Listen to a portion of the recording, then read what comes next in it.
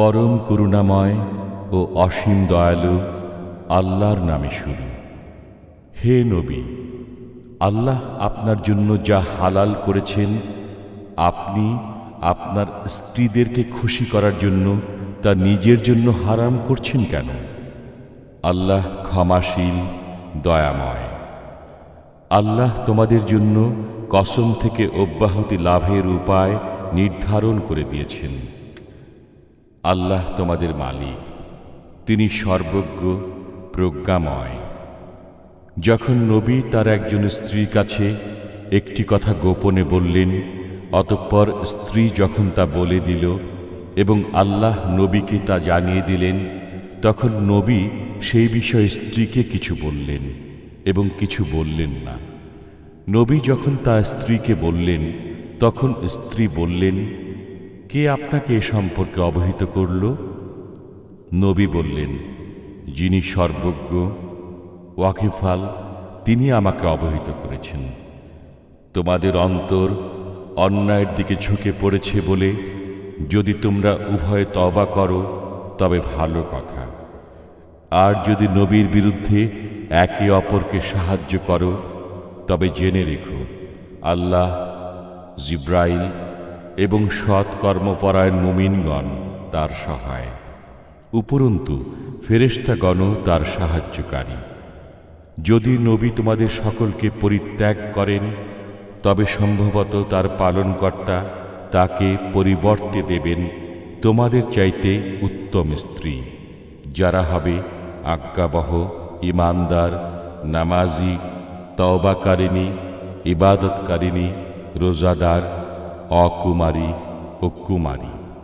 হে মুমিনগণ, তোমরা নিজেদেরকে এবং তোমাদের পরিবার পরিজনকে সেই আগুন থেকে রক্ষা করো যার ইন্ধন হবে মানুষ ও পাথর, যাতে নিয়োজিত আছে পাষাণ হৃদয়, কঠোর স্বভাবের ফেরেশতাগণ।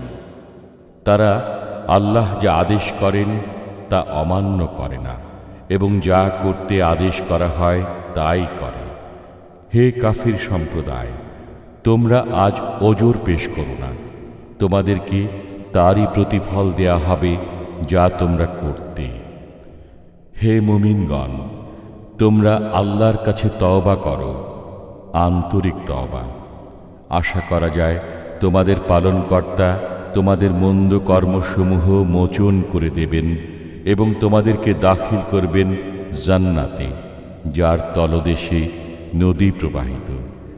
সেদিন আল্লাহ নবী এবং তার বিশ্বাসী সহচরদেরকে অপদস্থ করবেন না।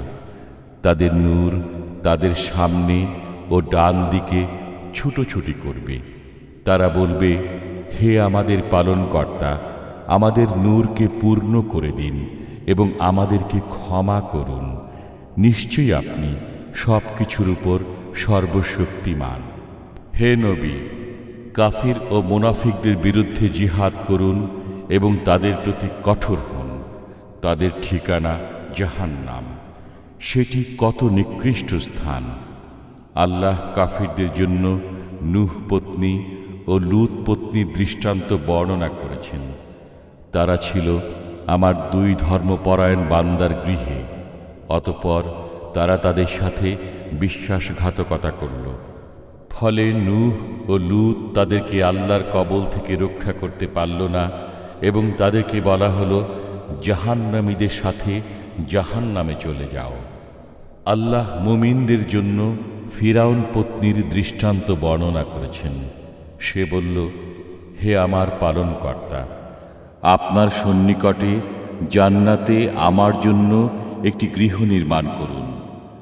আমাকে ফিরাউন ও তার দুষ্কর্ম থেকে উদ্ধার করুন এবং আমাকে জালিম সম্প্রদায় থেকে মুক্তি দিন।